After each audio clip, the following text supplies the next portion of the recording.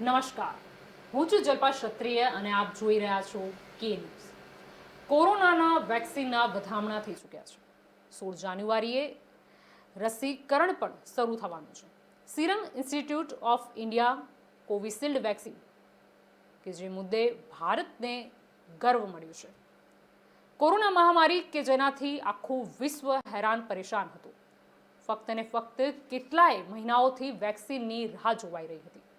ત્યારે હવે આજે જો વાત કરીએ તો વેક્સિનના વધામણા થયા છે. સરકારે પણ પૂરતી વ્યવસ્થા કરી રાખી છે. પહેલા ડ્રાય રન પ્રેક્ટિસનું પણ આયોજન કરવામાં આવ્યું હતું જેથી તેનું વિતરણ સારી રીતે થઈ શકે. વ્યવસ્થા કરવી પણ વેક્સિન માટે ખૂબ જ જરૂરી હતી. તો આ જ કોરોના વેક્સિનના મુદ્દે આજે આપણી સાથે ચર્ચા કરવા માટે જોડાયા છે ડૉક્ટર કિન્નર શાહ કે જેઓ કેન્સર સર્જન છે. તે સાથે જ ડૉક્ટર હિતલ શાહ જોડાયા છે કે જેઓ પ્લમોનોલોજિસ્ટ છે. તે સિવાય આપણી સાથે ડૉક્ટર રાજ રાવલ જોડાયા છે કે જેઓ ઇન્ટેન્સિવિસ્ટ છે અને તેની સાથે ડૉક્ટર જયેશ ત્રિવેદી કે જેઓ સિનિયર ફિઝિશિયન છે. આપ સૌનું સ્વાગત છે કે ન્યૂઝમાં.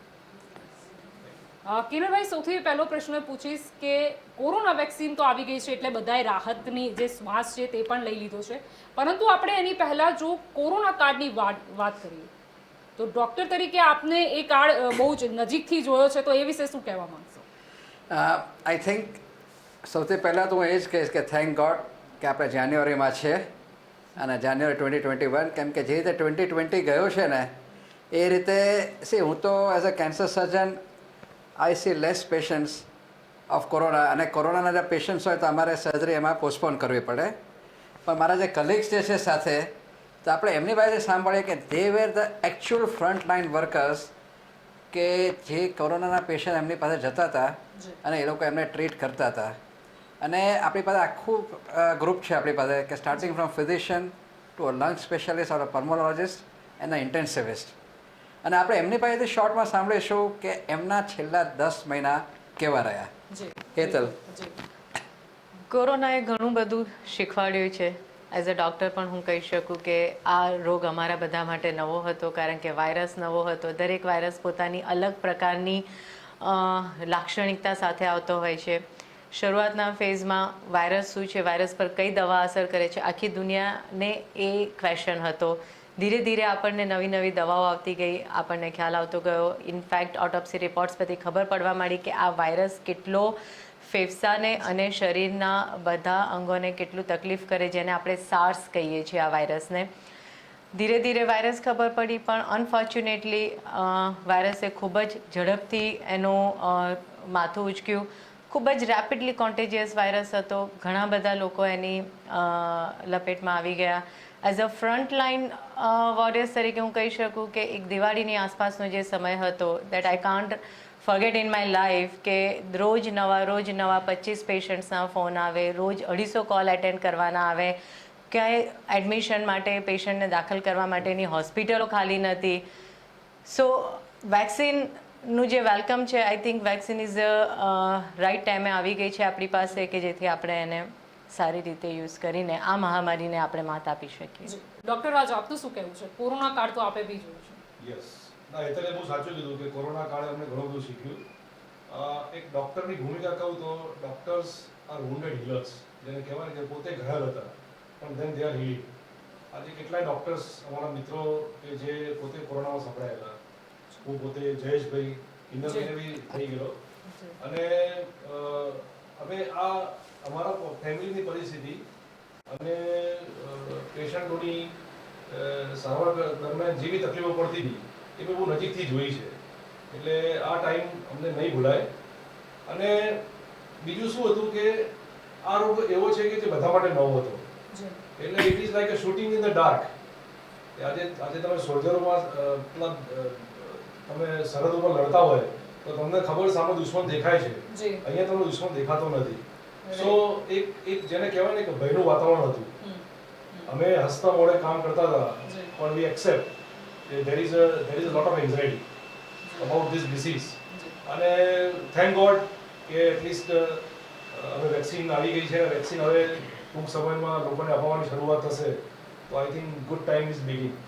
ખૂબ જ સાચી વાત આપે કીધી કે સરહદે તો ચલો દુશ્મન દેખાય બી છે અત્યારે, મતલબ કોરોના વાયરસની વાત કરીએ તો દેખાતો બી નથી ને ખરેખર વોરિયર્સ જેવું જ ડૉક્ટરોએ કામ કર્યું છે. જો ફ્રન્ટ લાઈન વોરિયર્સની વાત કરીએ, ડૉક્ટર જયેશ, હું આપને પૂછવા માંગીશ કે આપે બી કોરોના કાળ જોયો છે અને આપ પોતે સિનિયર ડૉક્ટર છો. પહેલા પણ ઘણી બધી મહામારી આવી ચૂકી છે કે બીમારીઓ કે જે આપણને ઘણા મહિના સુધી હેરાન કરતી હતી, ત્યારે કોરોના કાળમાં આપનો અનુભવ કેવો? પહેલે તો એવું છે જલ્પાબેન કે આ નવી વૈશ્વિક બીમારી જે ઓલ ઓવર વર્લ્ડની અંદર એક સાથે પ્રસરી ગઈ. યુરોપિયન કન્ટ્રીઝમાં એ શરૂઆત થઈ, ચાઇનાથી આવ્યું યુરોપિયન કન્ટ્રીઝ અને યુરોપિયન કન્ટ્રીઝમાંથી પછી સ્પ્રેડ થયો. જ્યારે આપણી પાસે ઇન્ડિયાની અંદર આ ફેબ્રુઆરી માર્ચની અંદર જે શરૂઆત થવાની આવી સ્ટાર્ટ થયું તે વખતે એકચ્યુઅલી વર્લ્ડની અંદર કોઈને ગાઈડલાઈન જ નથી કે આને કેવી રીતે ટ્રીટ કરવું, કારણ કે આ કોરોના વાયરસ છે, ઇટાલીના પેલા લોકોએ પોસ્ટમોર્ટમ કર્યું, એ લોકો કે આ બેક્ટેરિયા છે, એટલે આવી બધી જાતની કોન્ટ્રોવર્સીસ એરાઇઝ થઈ.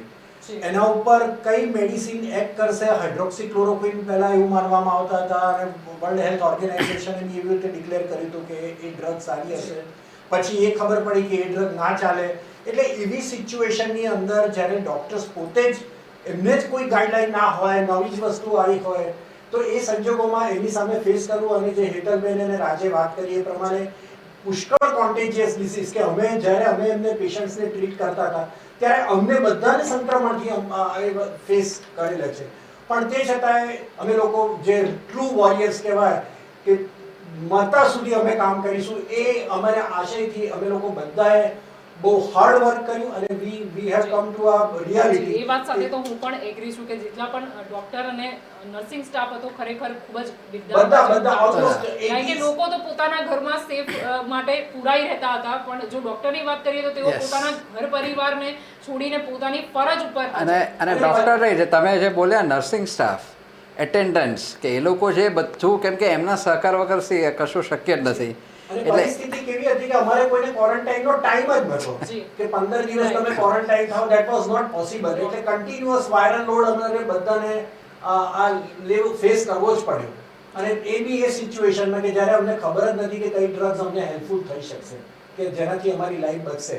અને જલ્પાબેન, તમને એ બી વાત કરું કે એને કારણે મેડિકલ કાઉન્સિલ ઓફ ઇન્ડિયા અને અમારા જે ડોક્ટર્સનું જે ઇન્ડિયન મેડિકલ એસોસિએશન છે એમાંથી વી લોસ્ટ મોર દેન 500 કન્સલ્ટન્ટ્સ ડોક્ટર્સ. એટલે આપ વિચાર કરી શકો છો 500 એમડીઝ કે સુપર સ્પેશિયાલિટી વાળા અમે ગુમાઈ ચૂક્યા છીએ. આ લડત બહુ લાંબી હતી.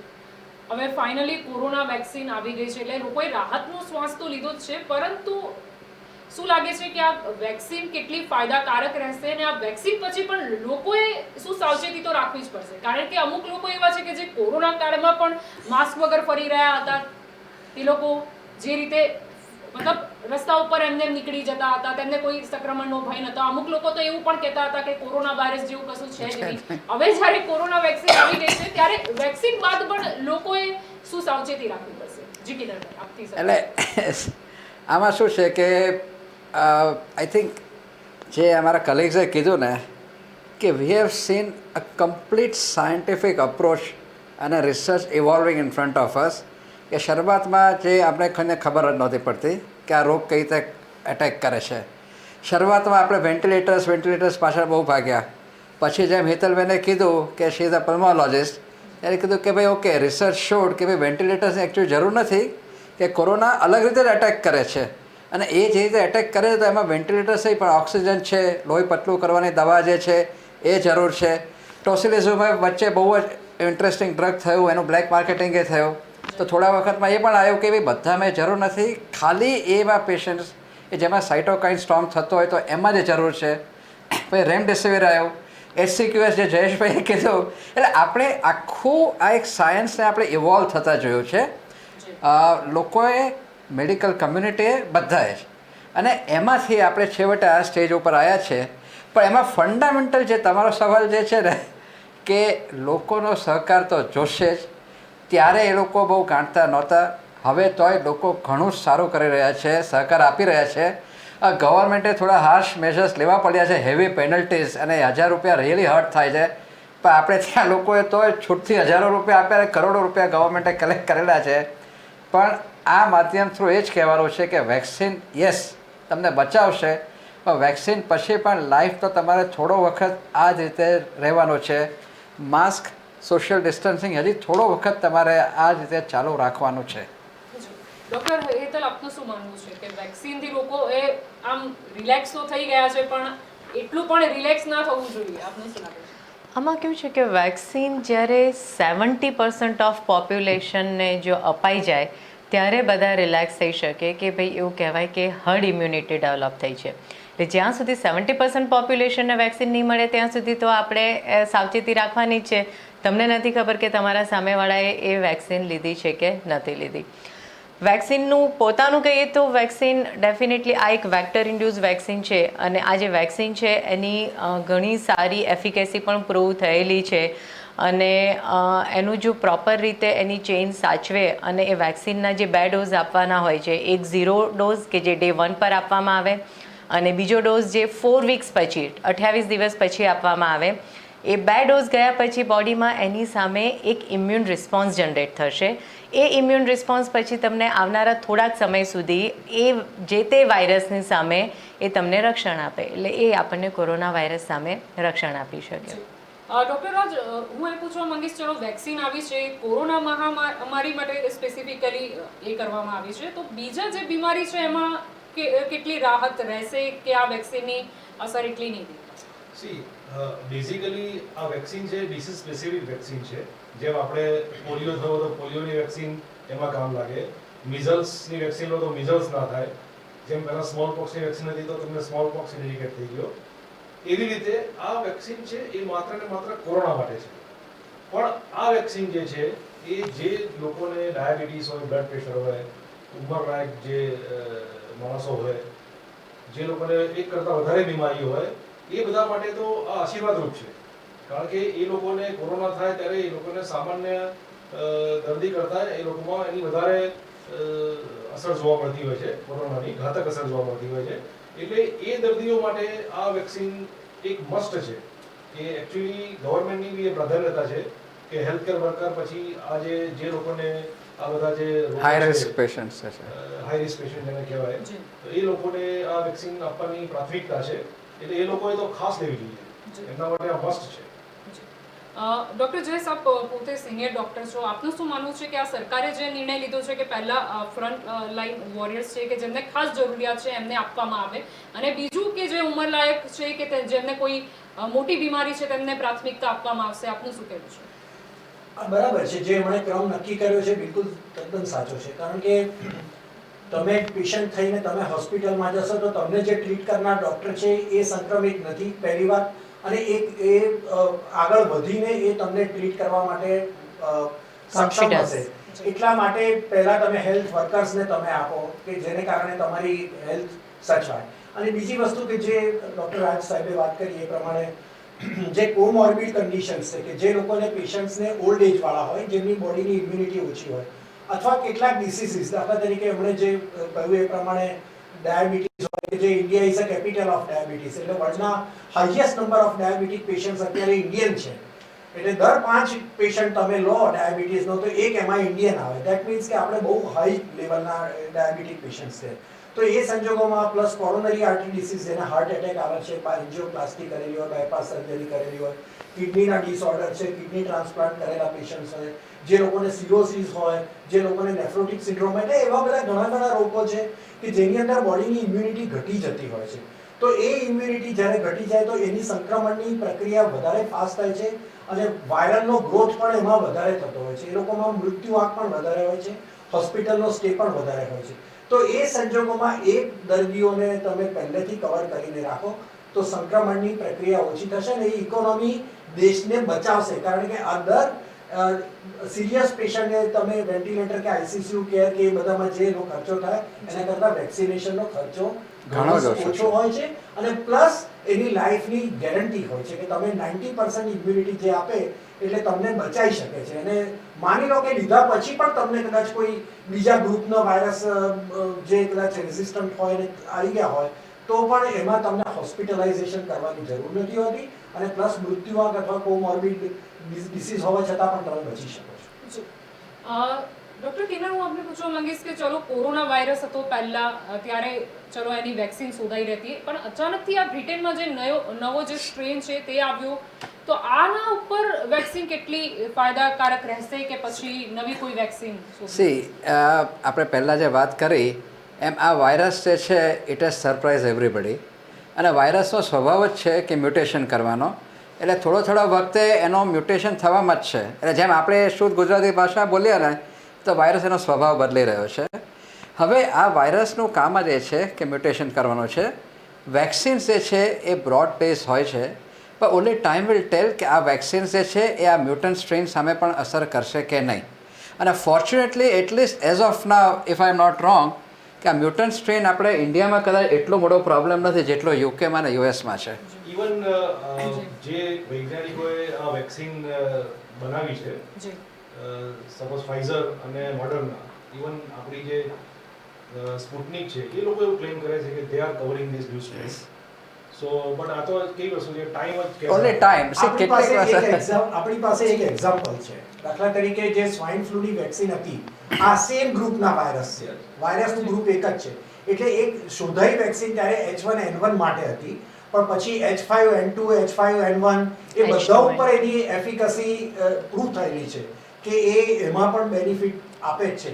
તો એ ધ્યાનમાં લઈએ તો આપણને એવું લાગે કદાચ આ વેક્સિન એના ઉપર બી અસર થશે. અને એક બીજો પોઈન્ટ કે ખાલી બ્રિટનના વાયરસ આઇસોલેટ થાય છે એવું નથી. જર્મની, નેધરલેન્ડ, બીજી જગ્યાએ અલગ પ્રકારની સ્ટ્રેન આવી રહી છે. એટલે એ સ્ટ્રેન્સ એક કરતા બે કરતા વધારે સ્ટ્રેન્સ આપણી સામે ઓલરેડી આવી ચૂકી છે. તો એ સંજોગોમાં આ વેક્સિન ચોક્કસ આપણને ફાયદો કરતી હોવી જોઈએ. અને કિન્નરભાઈ કીધું ને કે ભાઈ સ્વભાવ બદલે છે, માણસ તો એનો એક છે, વાયરસ તો એ જ છે. એટલે તમને કેટલાક ને સ્વભાવ નડે, પણ બાય એન્ડ લાર્જ તમે એને આઈડેન્ટિફાય કરી શકો કે આ છે. અને આ શું છે, ઇવોલ્યુશન પ્રોસેસ છે. એટલે હવે ધારો કે એકવાર વેક્સિન અસરકારક થઈ ગઈ, તો હવે આમાંથી આ નવી સ્ટ્રેનને ઇન્ક્લુડ કરીને વેક્સિન બનાવવું પછી સહેલું છે. અને આ વાયરસમાં કેવું છે કે એ વાયરસને ઈધર લાઈવ એટેન્યુએટેડ કરીને, એટલે વાયરસને મંદ કરીને, અથવા તો વાયરસનું આરએનએ ઇન્ટ્રોડ્યુસ કરીને, અથવા તો આ વાયરસના પ્રોટીનને બીજા વાયરસમાં ભેળવીને પછી એ વેક્સિન બનાવવામાં આવે છે. એટલે એ વેક્સિન અલ્ટિમેટલી તમારા બોડીમાં ઇમ્યુન રિસ્પોન્સ જનરેટ કરે છે, અને એ જે ઇમ્યુન રિસ્પોન્સ જનરેટ કરે એ ઇમ્યુન રિસ્પોન્સ પછી આપણને કદાચ પણ સ્ટ્રેઇન બદલાય તો મોસ્ટ ઓફ ધ સ્ટ્રેઇનમાં એ ઇમ્યુન રિસ્પોન્સ કામ કરતો હોય છે. પરંતુ આ જે કોરોના વેક્સિન લીધી એના પછી એની અસર કેટલા મહિના સુધી રહે કે ક્યાં સુધી?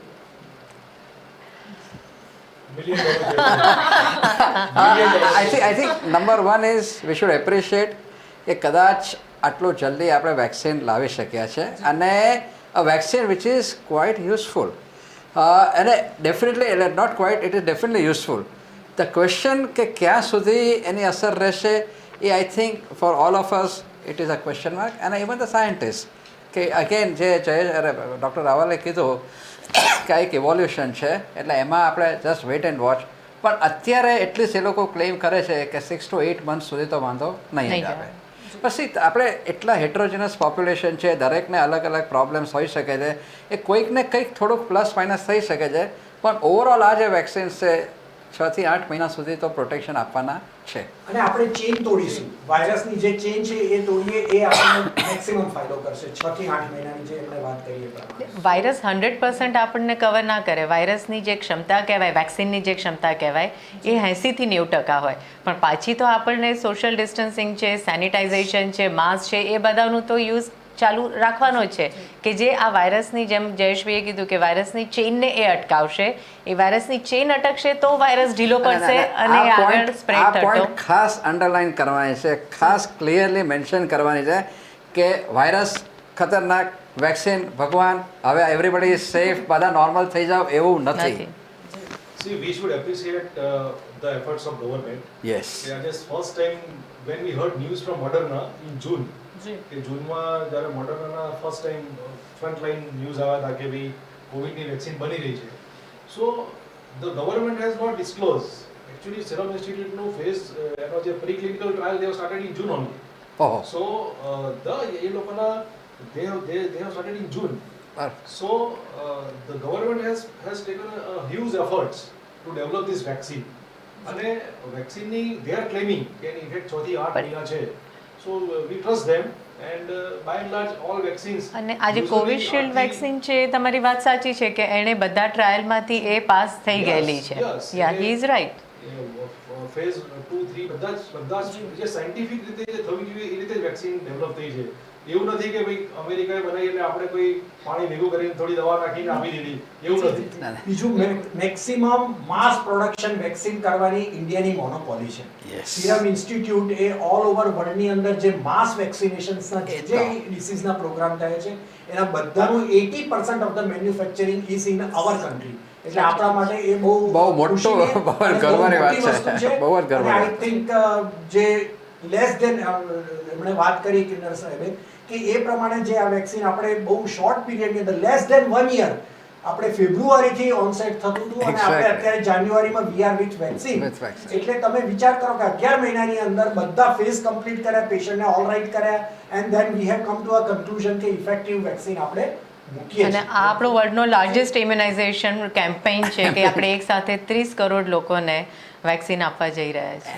એના ખાલી લોજિસ્ટિક્સ જ આપણે વિચારીએ ને કે આટલા લોકોને વેક્સિન પહોંચે, અને એટલા માટે આઈ થિંક થેન્ક ગોડ કે ગવર્મેન્ટે એના કંટ્રોલમાં જ બધું રાખ્યું છે. That's a great G, reason. Exactly. જી, બિલકુલ. ડોક્ટર કિન્નરભાઈ, આપણે પહેલા જ વાત કરી હતી જેમ અમુક દવાની આપણે વાત કરી કે ત્યારે બ્લેક માર્કેટ પણ આપણને જોવા મળ્યું હતું. અવારનવાર આવતું હતું સમાચારોમાં બી કે અહીંયાથી આ જે છે Yes. ડુપ્લિકેટ દવા એ કરી. કેન્દ્ર સરકારે જે પોતાની અંડર રાખ્યું છે, પરંતુ હજુ કેટલી સાવચેતી રાખવી પડશે? કારણ કે આ તો ચલો હમણાં નવી આવી છે વેક્સિન એટલા માટે, પરંતુ ક્યાં સુધી આપને લાગે છે કે ગવર્મેન્ટે આ સાવચેતી રાખવી જ પડશે? નહીં, સી આમાં વેક્સિન જે છે એ ખાલી એક કંપનીની મોનોપોલી નથી. આઈ થિંક ઇન્ડિયામાં તો ઓલરેડી 4 થી 5 કંપનીઝ તો બનાવી જ રહી છે. અને વી જસ્ટ હોપ કે એટલીસ્ટ આવી બાબતમાં કોઈ મિસશીફ ના રમે. It is upon the individual moral કે આમાં એટલીસ્ટ ભેળસેળ ના થવું જોઈએ, કે આ બહુ જ ક્રુશિયલ છે આ. એટલે પણ યસ કે બીજા કોઈ વેક્સિન બનાવે છે તો આપણે એને તોડી ના પડાય કે ભાઈ ઓકે આની વેક્સિન બરાબર નથી. એ થોડુંક આમાં see the logistics are so high, એમાં થોડુંક પોલિટિક્સ તો રમાવાનું છે કે થોડુંક કોઈ કહે છે કે ભાઈ આને બરાબર ટેસ્ટિંગ કર્યા વગર આપી રહ્યો છે. પણ એઝ ડૉક્ટર્સ, એઝ સાયન્ટિસ્ટ આપણે એને સાયન્ટિફિકલી ઇવેલ્યુએટ કરવાનો છે અને એને આપણે સહકાર આપવાનો છે. પણ only thing is as far as the black marketing is concern અને એઝ ફાર એઝ પેલું જે ભેળસેળ ને બધું જે કન્સર્ન છે એમાં વી જસ્ટ હોપ. સી એવો એક વર્ક તો છે જ કે જે લોકો આપણે ઓપોર્ચ્યુનિસ્ટિક કહીએ એ ઓપોર્ચ્યુનિસ્ટ જે છે આનો કંઈક રીતે તો ફાયદો લેવાના જ છે. અને અત્યારે ગવર્મેન્ટે જે કંટ્રોલ રાખ્યો છે I think that will help કે જો 30 કરોડ છે, હેતલબેને કીધું 30 કરોડ વેક્સિનેશન આપણે કરી શકીએ 30 કરોડ લોકોમાં, the bigger challenge will be again second dose આપવાનો. કે સેકન્ડ ડોઝ થશે ને તો આ first dose will be useless. એટલે એ જે છે એટલે એના માટે આપણે અને એટલા જ માટે આપણે ફોર ધ નેક્સ્ટ 3-4 મંથ્સ હજી આ જ પ્રમાણે આપણે એલર્ટનેસ રહીને રહેવાનું છે. જી બીજું એની જી સોરી જી પ્લીઝ. બીજું ઓકે એની એફિકસી રહે એ જોવા માટે જ ગવર્મેન્ટે એમની અંડરમાં રાખી છે. કારણ કે ઇમ્પોર્ટન્ટ વેક્સિન હોવી જોઈએ. ફોલ્સ સેન્સ ઓફ સિક્યોરિટી લોકોમાં ના આવે કે મેં વેક્સિન લીધી છે અને જો સબ સ્ટાન્ડર્ડ વેક્સિન હોય કે જેની એન્ટીબોડીઝ ફોર્મેશનની કેપેસિટી ના હોય, 90% એની ઇફેક્ટિવનેસ ના હોય, તો આપણે ફોલ્સ સેન્સ ઓફ સિક્યોરિટીને કારણે વી કેન એક્સપોઝ અવરસેલ્ફ ને આખો પ્રોજેક્ટ ફેલ ના જાય એટલા માટે ગવર્મેન્ટે આ રાખી છે. જી So doctor your question is absolutely relevant. I think તમે આમ જોવા જાવ તો Indian pharma business is a very huge business. અને India is exporting so many medicines in the different countries. So એવું થશે, તમે જે કીધું એવું થશે કે જેમ નવી દવા રામદેવસિંહ આવી તો શરૂઆતમાં ખાલી 2 કંપનીને જ ખાલી એનો ઇમ્પોર્ટ લાયસન્સ હતું, પણ then government has given license to so many companies. But તમે જોશો છેલ્લા 2 વર્ષમાં જે ફાર્મા વિજિલન્સ છે that has become a very terrific. એની જે ક્વોલિટી કંટ્રોલ જે છે એ બહુ સારું છે. એટલે આઈ થિંક મને લાગે છે કે એમાં ચિંતા કરવા જેવું નથી. અત્યારે કદાચ એવું થાય કે સિરમ ઇન્સ્ટિટ્યૂટ ઓફ ઇન્ડિયા અથવા તો જે કોવાક્સિન બનાવે છે ગુજરાત જી બાયોટેક એ જો નહીં પહોંચી વળે તો બીજી કંપનીઓ they can take over. I think ઝાયડસની vaccine also is under the final stages. એટલે એ પણ એ થોડાક વખત માટે આપણે હજી સાવચેતી રાખવાની છે. એટલીસ્ટ આ રોગમાંથી તો આપણે બહાર નીકળવાના શક્યતા ખૂબ જ હાઈ છે અત્યારે. જી ડૉક્ટર હેતલ, આપને શું લાગે છે કોરોના વેક્સિનની જે પ્રકારે આપણે વાત કરી રહ્યા છે, વેક્સિન તો આવી ગઈ છે, પરંતુ નોર્મલી જોઈએ તો કેટલા ટાઈપની મતલબ વેક્સિન થતી હોય છે? કોરોનાની વેક્સિન 4 પ્રકારની આખા વર્લ્ડવાઇડમાં બની રહી છે. આ વેક્સિન એટલે શું? વેક્સિન એટલે એ જે વાયરસ હોય એ વાયરસને થોડો મંદ કરીને અથવા તો વાયરસનું પ્રોટીનને લઈને અથવા એના જીનોમ્સને લઈને દરેક માણસના શરીરમાં ઇન્ટ્રોડ્યુસ કરે. એટલે એના કારણે માણસનો જે ઇમ્યુન રિસ્પોન્સ, પેશન્ટનો ઇમ્યુન રિસ્પોન્સ છે એ જનરેટ થાય અને જે આગળ જતાં એ પર્ટિક્યુલર વાયરસ માટે એને રક્ષણ આપે. તો જે રીતે ફાઇઝરે વેક્સિન બનાવી છે એણે આરએનએ ડીએનએ જીનોમને લઈને વેક્સિન બનાવી છે. મોડર્નાને પણ જે બનાવી છે જે આરએનએ રિલેટેડ વેક્સિન છે. જે સિરમ ઇન્સ્ટિટ્યૂટ ઓફ ઇન્ડિયા અને ઓક્સફોર્ડ એસ્ટ્રાઝેનેકાએ જે વેક્સિન બનાવી છે કોવિશિલ્ડ, જેનું આપણે 3 દિવસ પછી મેસિવ ઇમ્યુનાઇઝેશન થઈ રહ્યું છે, એ વેક્ટર વેક્સિન કહેવી શકાય છે કે જે એક અલગ પ્રકારના વાયરસ, માઇલ્ડ વાયરસની અંદર આ વાયરસને ઇન્ટ્રોડ્યુસ કરીને બોડીમાં ઇન્ટ્રોડ્યુસ કરવામાં આવે છે અને સામે ઇમ્યુન રિસ્પોન્સ જનરેટ થાય છે. એ રીતે જેમ આપણે ફ્લૂ વાયરસમાં પણ લાઈવ એટેન્યુએટેડ વાયરસ ઓર લાઈવ ઇનએક્ટિવેટેડ વાયરસ કે ભાઈ વાયરસને મંદ કરીને અથવા તો વાયરસને ઇનએક્ટિવ કરીને આપણા શરીરમાં એને ઇન્જેક્ટ કરવામાં આવે અને એ વાયરસની સામે પછી આપણા બોડીમાં એક ઇમ્યુન રિસ્પોન્સ જનરેટ થાય કે જે પર્ટિક્યુલર વાયરસ સામે ઓવરઓલ રક્ષણ આપે. બીજું જે હોય છે દેટ ઇઝ પ્રોટીન સબયુનિટ કે ભાઈ વાયરસનું પ્રોટીન લઈને, જે કહેવાય છે કોરોનાનું સ્પાઇક પ્રોટીન, એ પ્રોટીનને લઈને એની બોડીમાં ઇન્જેક્ટ કરવામાં આવે અને એ પ્રોટીન જે છે શરીરના સેલ્સને બાઇન્ડ કરીને એની ઇમ્યુનિટીને એક એક્ટિવેટ કરે અને સામે એક ઇમ્યુન રિસ્પોન્સ જનરેટ કરવામાં આવે. તો આ રીતે 4 અલગ અલગ પ્રકારની કોવિડની વેક્સિનો શોધાઈ ગઈ છે. દરેક કન્ટ્રી, દરેક કહેવાય ને કે જિયોગ્રાફિકલ લોકેશન પ્રમાણે વેક્સિનેશનનું એ લોકો નક્કી કરતા હોય છે. જેમ કે ફાઇઝરની જે વેક્સિન છે, જે આરએનએ વેક્સિન છે, જેને સ્ટોર કરવા માટે તમારે એને -70 ડિગ્રી, મોડર્નાની વેક્સિન છે એને તમારે -20 ડિગ્રીએ એ કોલ્ડ ચેઇન મેન્ટેન કરવી પડે. તો એ યુએસમાં, યુકેમાં કે જ્યાં ટેમ્પરેચર ઘણું ડાઉન છે એ કન્ટ્રીઝમાં એને તમે એ વેક્સિનની ઇફેક્ટિવનેસ સાચવી શકો. એવું ઇન્ફ્રાસ્ટ્રક્ચર પણ છે લોકો પાસે. એક્ઝેક્ટલી. અને જ્યારે ઇન્ડિયામાં આપણને જે આ વેક્સિન જે છે, જે જૂની વેક્સિન, જે ડૉક્ટર રાજે અને ડૉક્ટર જયેશે કીધું કે જે ફ્લૂની વેક્સિન, પોલિયોની વેક્સિન, જેમાં આપણે કોલ્ડ ચેઇન 2 to 8 ડિગ્રી સેન્ટીગ્રેડે આપણે વેક્સિનને સ્ટોર કરતા હોઈએ છીએ. કોલ્ડ ચેઇન મેન્ટેન કરવી કોઈ પણ વેક્સિન માટે ખૂબ જ જરૂરી છે. જો ક્યાંક કોલ્ડ ચેઇનમાં ઇન્ટરપ્શન આવ્યું તો એ વેક્સિન ઇનએફેક્ટિવ થઈ જશે. તો અત્યારે જે આપણી પાસે સિરમ ઇન્સ્ટિટ્યૂટની વેક્સિન જે છે, જે વેક્ટર રિલેટેડ વેક્સિન છે, એને સાચવવા માટે 2 થી 8 ડિગ્રી ટેમ્પરેચર મેન્ટેન કરવાનું છે કે જે આપણી માટે, એની માટે રેફ્રિજરેટર છે, મોટા ફ્રીજ છે, ઇવન એને ટ્રાન્સપોર્ટેશન માટેની જે કહેવાય આખી ચેઇન એ મેન્ટેન કરી શકે એ ખૂબ જ જરૂરી હોય છે વેક્સિન માટે. ડૉક્ટર જયેશ જી, આ તો વાત થઈ કે ચલો વેક્સિન મતલબ કયા પ્રકારની હોય છે, ટાઈપ્સ કયા છે. જો વેક્સિનની વાત કરીએ તો એક ક્વેશ્ચન એ પણ લોકોના મનમાં છે કે વેક્સિન ક્યારે નહીં લેવા? આ બહુ સુંદર ક્વેશ્ચન છે. પહેલી વસ્તુ કે વેક્સિન બધાએ લેવી જ જોઈએ, ઇરરિસ્પેક્ટિવ ઓફ યોર એજ. તમારે કોઈ પણ ઉંમર હોય, બાળકોના વેક્સિનના પણ હવે એ ચાલુ થવાની શરૂઆત થશે. દરેક એજે તમારે વેક્સિન લેવી જોઈએ, એક વાત. બીજી વસ્તુ કે તમે જો તમારા શરીરમાં વધારે પડતી એલર્જીક પ્રોસેસ હોય અને તમે દરેક વસ્તુમાં એન્જિયોગ્રાફી કીડીમાં કે એવા થતા હોય તો તમે ડૉક્ટરની સલાહ સિવાય તમે વેક્સિનેશન માટે તમને મૂકવામાં નહીં આવે. ત્રીજી વસ્તુ કે જો તમારી ચાઇલ્ડ બેરિંગ એજ હોય, એટલે તમે લેડીઝ હોય કે જે લોકોને પ્રેગ્નન્સી કરવાના પ્લાન હોય, તો એ લોકોએ આ વેક્સિન લીધા પછી 2 ડોઝ લીધા પછી 2 મહિના સુધી કોન્ટ્રાસેપ્ટિવ્સ કમ્પલસરી લેવી જોઈએ, કારણ કે એ લોકોને પ્રેગ્નન્સી થવી જોઈએ નહીં. કારણ કે જો એ પ્રેગ્નન્સી થાય તો એની જે આરએનએના સ્ટ્રક્ચર્સ ચેન્જ થતા હોય છે, એની ઇલ ઇફેક્ટ, ખરાબ ઇફેક્ટ ગર્ભાશયમાં જે બાળક ડેવલપ થાય એના ઉપર થઈ શકે છે. માટે એ વેક્સિન તમારે 2 મહિના સુધી પ્રેગ્નન્સી નહીં કરવી જોઈએ. પ્રેગ્નન્ટ વુમને આ વેક્સિન નહીં લેવી જોઈએ. એટલે આટલા ટોટલ કોન્ટ્રાઇન્ડિકેશન છે. એટલે આઈ થિંક છોકરાઓ માટે અત્યારે એટલા માટે એ લોકો રિકવર નથી કરતા. કદાચ જયેશભાઈ કીધું એમ ફ્યુચરમાં એવી કરશે, પણ જેટલા બી અત્યારે ટ્રાયલ થયા છે એ ટ્રાયલમાં એ લોકોએ ટ્રાયલ માટે જે વોલન્ટિયર્સ હોય એમાં 18 વર્ષથી નાના છોકરાઓને બાકાત રાખ્યા છે. પણ યસ, યુએસ ને યુકે ની અંદર એ લોકોએ બાળકોને પણ વેક્સિનેશન કરવાનું ચાલુ કરી દીધું છે. એટલે કદાચ હવે આપણે ઇન્ડિયામાં પણ થઈ જશે.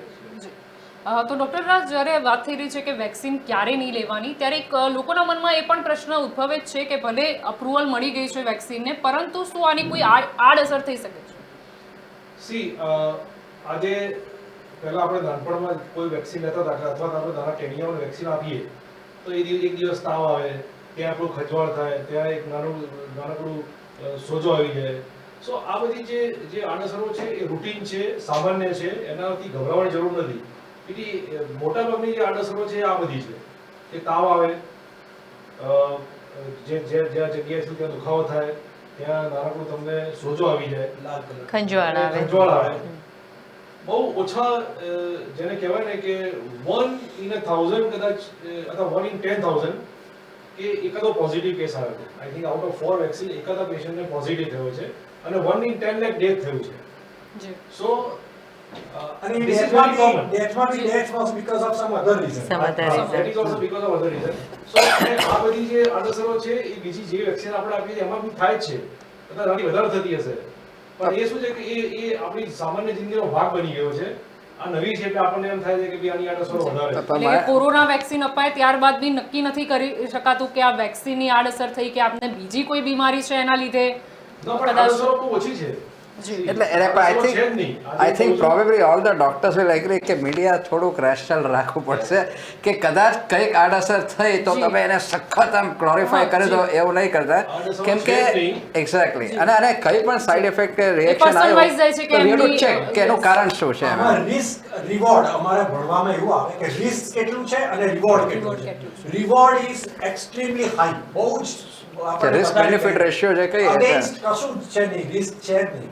અને આ કેવું છે કે વેક્સિનની અંદર there are two cases કે જેમાં એનાફાઇલેક્સિસ થયું છે, જેમ વાત કરી કે કેટલાકને એલર્જી હોય એલર્જી અને એનાફાઇલેક્સિસ થાય એટલે ગવર્મેન્ટે સ્પેસિફિક ગાઈડલાઈનમાં એ વસ્તુ મૂકી દીધી છે કે તમારે વેક્સિનનો ડોઝ લીધા પછી અડધો કલાક ત્યાં બેસી રહેવાનું. અને જો સેફ ના હોય તો કોઈ ડોક્ટર લે.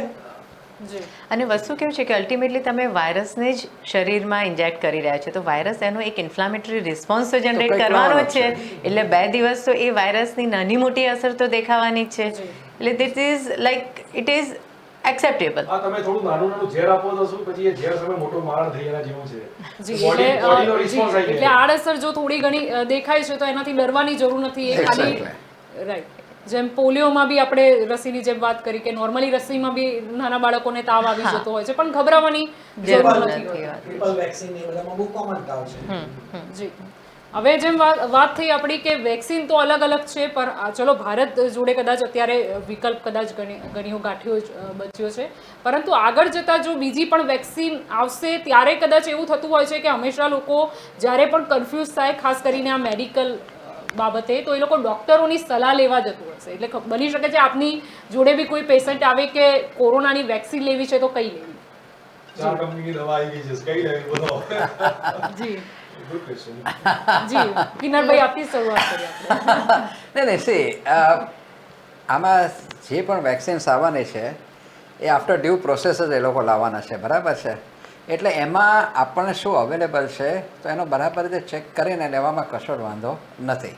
એટલે હું ખાલી ફાઇઝરનો છું હું પેલો સ્ટ્રેસ કરીશ કે એવું કંઈ નથી કે જે પણ મને સરસ મળશે, સપોઝ સિરમ ઇન્સ્ટિટ્યૂટની વેક્સિન મને મળી રહી છે, I just go for it.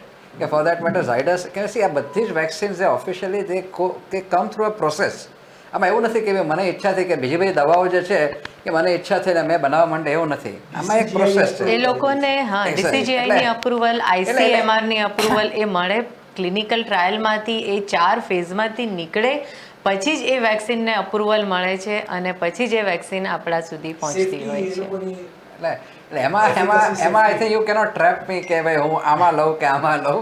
એમાં આઈ થિંક ધ નોન ના, પણ અમે જે જનરલ ક્વેશ્ચન કરીએ, કારણ કે જે લોકો આવતા હોય છે એમના મનમાં ગમે તે ક્વેશ્ચનો, એટલે પોતાના જે કરીબી ડોક્ટરો એમની સલાહ લેતા હોય છે. એટલે આવા પ્રકારના જી એટલે મોંઘી વેક્સિન હોય, મોંઘા હોય એ સારી છે અને બાકી 200 રૂપિયાની વેક્સિન સારી નથી એવું ના નથી. ના એ આઈ થિંક આ બહુ જ important point I think Jalpaben you have raise.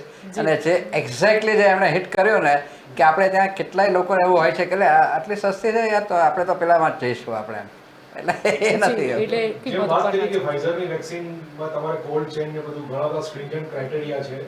અને ઇન્ડિયા માટે પર્ટિક્યુલરલી જેમ બીજી જયેશભાઈ વાત કરી કોસ્ટ ઇઝ વેરી ઇફેક્ટિવ જી અને છતાં પણ હજુ છે ને આપણી જોડે ટાઈમ છે. અત્યારે તો આપણી જોડે ખાલી કોવિશિલ્ડ અવેલેબલ છે, એટલે જેમ ટાઈમ જશે એમ આ વેક્સિનની અસરકારકતા, આઈ થિંક કોવાક્સિન પણ છે પણ હા એ બધું આપણને ખબર પડશે. એ લોકોની અસરકારકતા આજ ઓછી હશે કમ્પેરેટિવલી, કારણ કે -70 ડિગ્રીએ મેન્ટેન નહીં થાય તો એ લોકોની બાયો અવેલેબિલિટી ઓછી રહેશે, એની એફિકસી ઓછી રહેશે. એટલે એ આપણને મહિના બે મહિના પછી ખબર પડશે.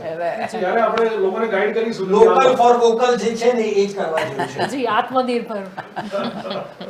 અચ્છા, આજે કિંમતની વાત નીકળી છે તો કંપની દ્વારા તો 200 રૂપિયા પ્રતિ ડોઝ નક્કી કરવામાં આવી છે અને એના ઉપર 5% જીએસટી એટલે કે 10 રૂપીસ લગાવવામાં આવે છે. હવે કોસ્ટની વાત પણ એટલે અહેમિયત રાખતી હોય છે કારણ કે આ ગરીબ વર્ગના માણસો પણ હોય છે, મધ્યમ વર્ગીય પરિવાર પણ હોય છે. આપને શું લાગે છે આ કિંમત જે નક્કી કરવામાં આવી છે તે મુદ્દે? I think fair enough. એટલે કન્સિડરિંગ કે આ રોગ નવો છે, આટલો જલ્દી વાયરસ અરે વેક્સિન રોલ આઉટ થયું છે, અને તો આપણે આમ જોઈએ ને તો આ કોસ્ટ જે છે રિયલી એટલો ખરાબ કોસ્ટ નથી, અને I think most of the people should be able to afford. અને ગવર્મેન્ટ એઝ ઇટ ઇઝ કે જે લોકો એકદમ જ ડિપ્રાઇવ્ડ લોકો છે એ લોકો માટે તો વ્યવસ્થા કરી જ રહી છે ફ્રીમાં. એટલે આઈ થિંક આ કોસ્ટ તો સાચે જ એટલે ક્વાઇટ ફેર લાગે છે. જી I think cheapest in the world. Yes.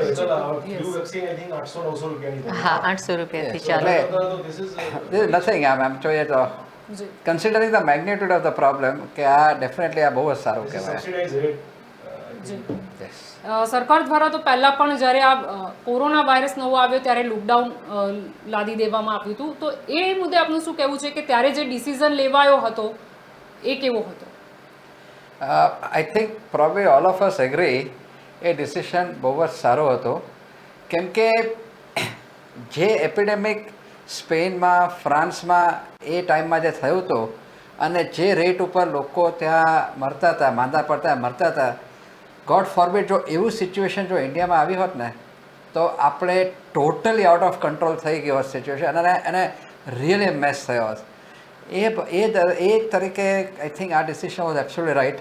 અને એનું આપણે કોરોલરી જોઈએ તો દિવાળીમાં આપણે થોડાક લેક્સ થયા અને people took things for granted, અને એમાં આપણો સેકન્ડ વેવ આવ્યો.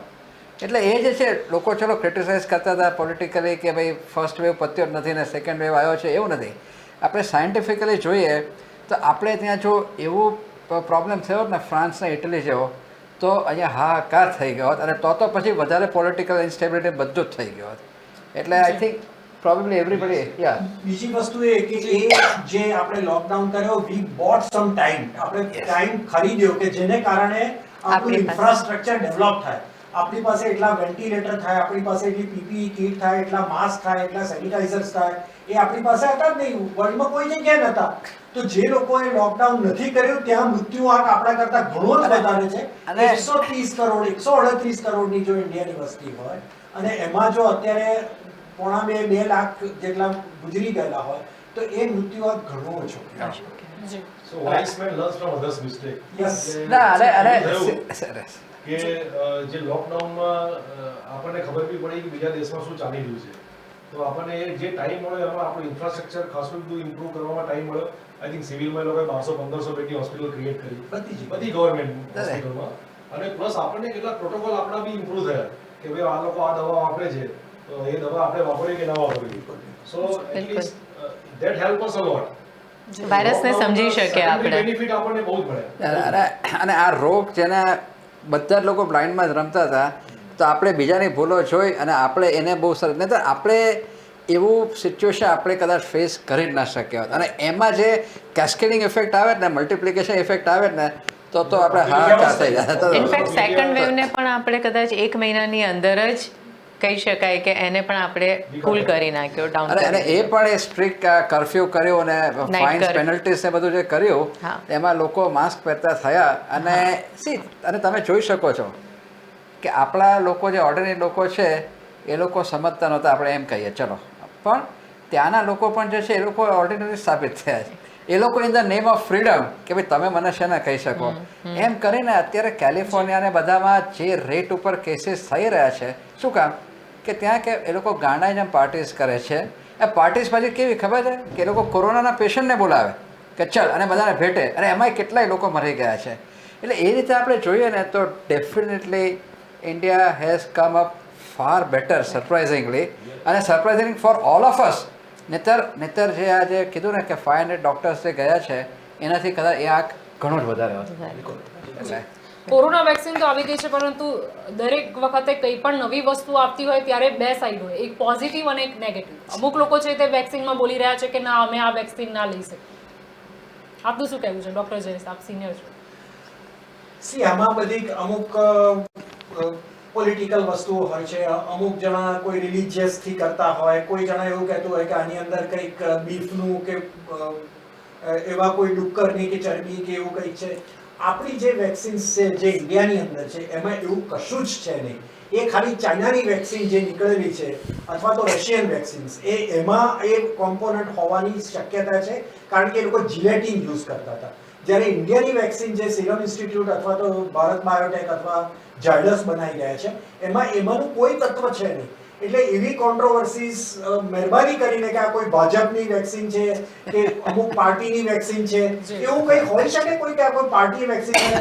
સિરમ ઇન્સ્ટિટ્યૂટ આખા દેશની છે, અને જો સિરમ ઇન્સ્ટિટ્યૂટની તમને બીજી વેક્સિન્સ લેવામાં તમે ભાજપની વેક્સિન નથી કરતા તો આમાં કેવી રીતે કરી શકો? ડૉક્ટર રાજ, આપનું શું કહેવું છે? એટલે આઈ થિંક વેક્સિન ઉપર આપણા સાયન્ટિસ્ટોએ એટલી બધી મહેનત કરી છે અને કેટલા અથાગ પ્રયત્નો પછી એ લોકો સફળ થયા છે વેક્સિન બનાવવા માટે, તો એનો રાજકારણનો રંગ ના આપવો જોઈએ. અને આઈ થિંક એટલું જ કહેવાનું છે કે આ વેક્સિન બધા માટે અગત્યની છે. It is must for everyone. Raj, I think શોર્ટમાં આપણે કહેવું હોય ને તો કુછ તો લોગ કહેંગે, લોગો કા કામ હે કહેના. કેમ કે પણ યસ, પણ મીડિયા થ્રુ આવા ડાયલોગ્સ વધારે રાખવાની જરૂર છે. આ લોકોને કહેવાની જરૂર છે કે આ વેક્સિનથી ગભરાવાની જરૂર નથી, પણ vaccine is not the final answer. The show has to go on, અને એ શોમાં અત્યારના જે પ્રિકોશન્સ છે એ આપણે હજી નેક્સ્ટ 4 થી 6 મહિના તો મિનિમમ રાખવાના છે જ. વી કેનોટ અફોર્ડ ટુ બી લેક્સ.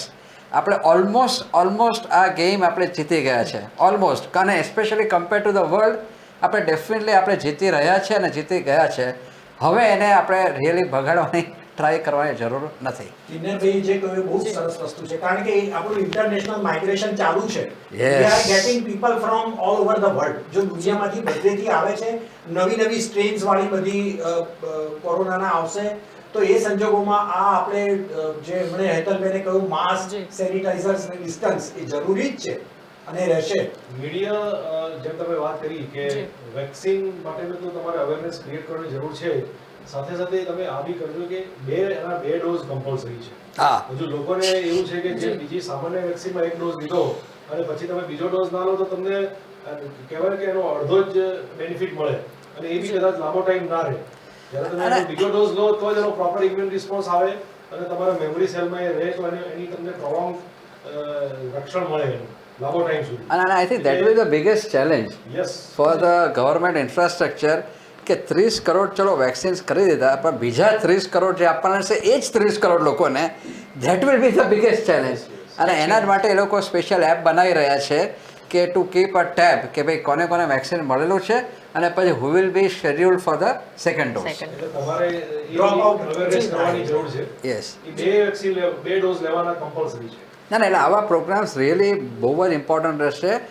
પેલે કે ને આમ લોકો સુધી પહોંચવા માટે કે જે લોકોને ખૂબ જ ભ્રમણાઓ છે, ખૂબ જ ડાઉટ્સ છે, એ લોકોના ડાઉટ્સ ક્લિયર કરવા માટે આવા પ્રોગ્રામ સખત જરૂર છે. ડૉક્ટર હેતલ, ચલો આ તો આપણે વેક્સિન મુદ્દે દરેક ચર્ચા કરી દીધી, પરંતુ આપનું શું કહેવું છે? કારણ કે ઘણી જો કોરોના કાળમાં વાત કરીએ તો ઘણી સર્જરીઝ થતી હતી, તે બંધ રાખવામાં આવી હતી. ઘણા લોકો પોતે પણ જો તેમને કોઈ નાની મોટી તકલીફ હોય તો પણ તેઓ હોસ્પિટલ આવતા ડરતા હતા કે કોરોના ટેસ્ટ કરાવીશું ને જો પોઝિટિવ આવી જશે તો પાછું 14 દિવસ માટે લોક રહેવું પડશે. આપને શું લાગે છે કે હવે ધીરે ધીરે કોરોના તો જે ગ્રાફ હતો એ નીચે તો જઈ રહ્યો છે ને વેક્સિન પણ આવી છે એટલે એક પોઝિટિવ લોકોને આશા પણ બંધાઈ છે. આપનું શું કહેવું છે કે હવે કેટલું રિકવરી થશે?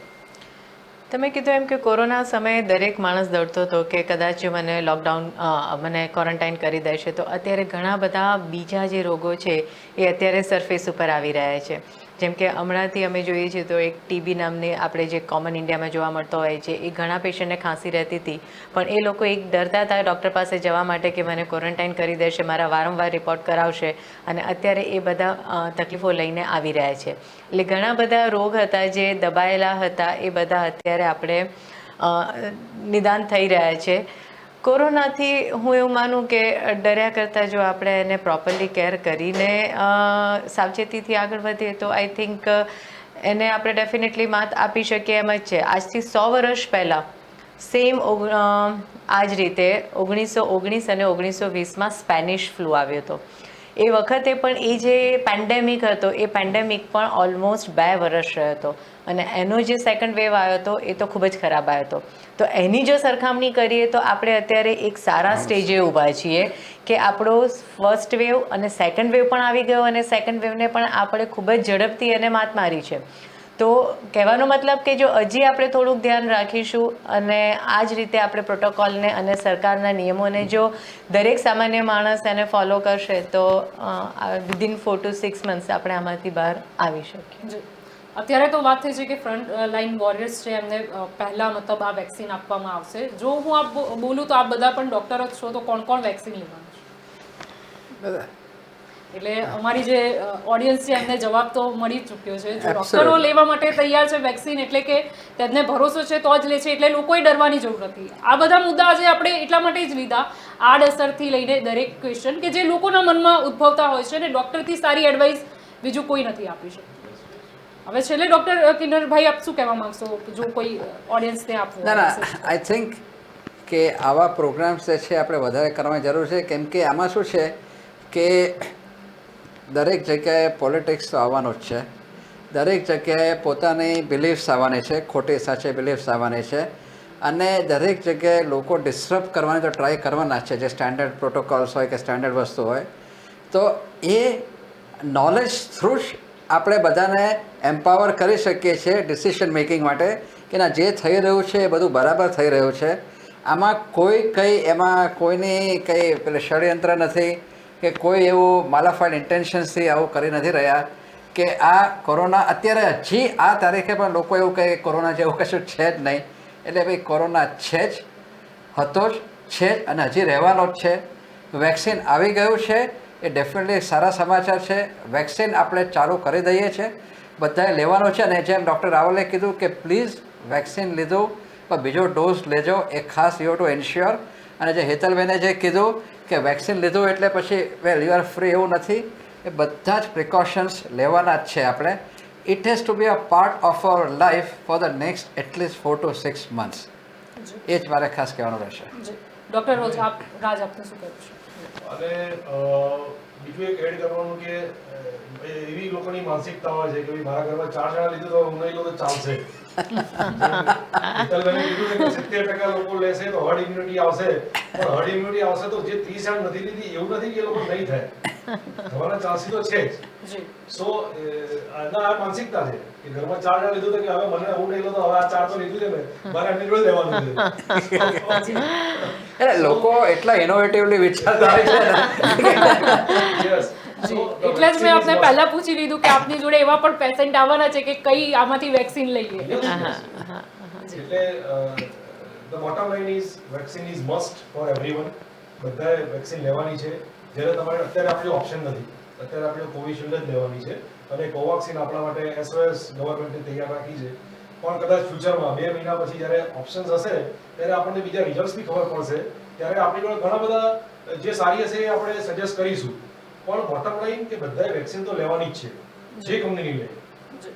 ડૉક્ટર જયેશ આપનું શું કહેવું છે? બિલકુલ, આ લોકો બધાની સંમતિ સાથે હું મતલબ એમની વાત સાથે હું ટોટલ સંમત થઉં છું. એમણે ડૉક્ટર રાજે વાત કરી કે 30 ઘરમાં બધા હોય બધાએ લેવી જરૂરી છે. 30% ને 70% હર્ડ ઇમ્યુનિટી આવે, પણ 30%થી કોન્ટામિનેશન તમને ત્યારે થાય જ્યારે તમારી એકચ્યુઅલી એન્ટીબોડી ટાઇટર ઓછું હોય ત્યારે. તો તમને વેક્સિન લીધા પછી પણ પ્રોબ્લેમ થશે જો તમે બાકીના બધા ઘરવાળા નહીં લો તો. અને તમે ઓલ્ડ એજ વાળા હો તો તમારે ખાસ ધ્યાન રાખવું પડશે આ બધી વસ્તુનું. માટે બધાએ વેક્સિનેશન લેવી જરૂરી જ છે, ઇરરિસ્પેક્ટિવ ઓફ ડિસીઝ. બસ ખાલી મેં જે પ્રેગ્નન્સી ને એની વાત કરી એનું તમે ધ્યાન રાખજો. અને જેને જે એલર્જીકનું હોય તો એ ડૉક્ટર હેતલ આપને કોઈ મેસેજ આપવો છે? આમાં એક વસ્તુ થવાની બહુ સંભાવના છે કે જ્યારે 30 કરોડ વેક્સિન આવશે ત્યારે બાકીની જે 100 કરોડ વસ્તી છે એ કહેશે કે અમારો વારો ક્યારે. એટલે એ બધા પણ ક્વેશ્ચન્સ ઊભા થશે કે તમે હેલ્થકેર વર્કર્સ છે, ફ્રન્ટલાઇન વર્કર્સ છે અથવા સિનિયર સિટીઝન છે, પણ જે રીતે ગવર્મેન્ટ એક સારી ગાઈડલાઈન બનાવી છે કે 1 crore healthcare workers, 2 crore frontline workers, લગભગ 25 થી 26 કરોડ કે જે સિનિયર સિટીઝન્સ કે જે અબાઉ 50 યર્સ, અને 1 CR 1 કરોડ કે જે 50 વર્ષથી ઓછી ઉંમરના છે પણ જેમ સાહેબે કીધું હતું જયેશભાઈએ કે જેને કિડનીની બીમારી હોય અથવા તો ડાયાબિટીસ અને બીજી બીમારી હોય તો વારાફરતી બધાનો નંબર આવવાનો જ છે. આપણે આ 1 વર્ષમાં એટલું જોયું કે જે માણસની ઇમ્યુનિટી ખૂબ સારી છે, જે રેગ્યુલર એક્સરસાઇઝ કરે છે અથવા તો જેની ઉંમર 30-40 વર્ષથી ઓછી છે, એ લોકોનામાં આ વાયરસનું સંક્રમિત થવાના ચાન્સીસ પણ ઓછા હોય છે અને એની જે સિવિયારિટી ઓફ ડિઝીઝ કહેવાય એ પણ ઓછી છે. એટલે ગવર્મેન્ટ અને જે કહેવાય સાયન્ટિસ્ટ, રિસર્ચ વર્ક, એ લોકોએ ખૂબ પ્રોપર ગાઈડલાઇન બનાવીને આ વેક્સિનેશનને માસ કેમ્પેઇન તરીકે અત્યારે મૂકી છે. તો બધાએ જ એ ગાઈડલાઇનને ફોલો કરવી જોઈએ. જી આપ સૌ કે ન્યૂઝમાં જોડાયા તે માટે આપનો આભાર. Thank you very much. Thank you. Thank you. Thank you K News for inviting us for this good discussion on vaccine ના વધામણા. જી વેક્સિનના વધામણા. જી બિલકુલ. તો વેક્સિનના વધામણા કાર્યક્રમ કે જે આપણી સાથે ઘણા બધા ડૉક્ટર્સ જોડાયા હતા, તેમણે સ્પષ્ટ કીધું છે કે લોકોએ ડરવાની જરૂર નથી અને એવું પણ માની લેવાની જરૂર નથી કે જો મારા ઘરમાં 2-4 જણાએ લઈ લીધી છે તો આપણે વેક્સિન લેવાની જરૂર નથી. અને બીજું જે વાત કરી કે ઘણી બધી બીજી પણ રસી છે, એટલે થોડી ઘણી આડઅસર કે થોડું ઘણું તાવ કે નાની મોટી સમસ્યા હોય છે પણ એનાથી ડરવાની જરૂર નથી. અને બીજી જે વસ્તુ છે કે લોકોએ હવે બેફિકર થઈ જવાની પણ જરૂર નથી. જેમ ડૉક્ટરોની જે ટીમ આપણી સાથે જોડાઈ હતી એમને સ્પષ્ટ કીધું છે કે આપણે કોરોના વેક્સિન આવી ગઈ છે એટલે આશીર્વાદ મળી ગયા, હવે કોરોના નહીં થાય એવું પણ માની લેવાની જરૂર નથી. માસ્ક છે તેનો ઉપયોગ પણ આપણે ચાલુ જ રાખવાનો છે. તે સિવાય આપણે હેન્ડ સેનિટાઈઝર પણ યુઝ કરવાનું જ છે અને બને ત્યાં સુધી સોશિયલ ડિસ્ટન્સિંગ પણ આપણે જાળવવાનું તો રહેશે જ. વેક્સિન આવી છે, એક નવી આશા આવી છે, એટલા માટે એવું માની લઈએ કે કદાચ ટૂંક સમયમાં જ આપણને કોરોના જે છે તેનો ગ્રાફ એકદમ ડાઉન જતું રહે, નીલ થઈ જાય કોરોના. તો અત્યારે જે વેક્સિનના વધામણા કાર્યક્રમ હતું તેમાં બસ આટલું જ. વધુ સમાચાર માટે આપ જોડાયેલા રહેજો કે ન્યૂઝ સાથે. નમસ્કાર.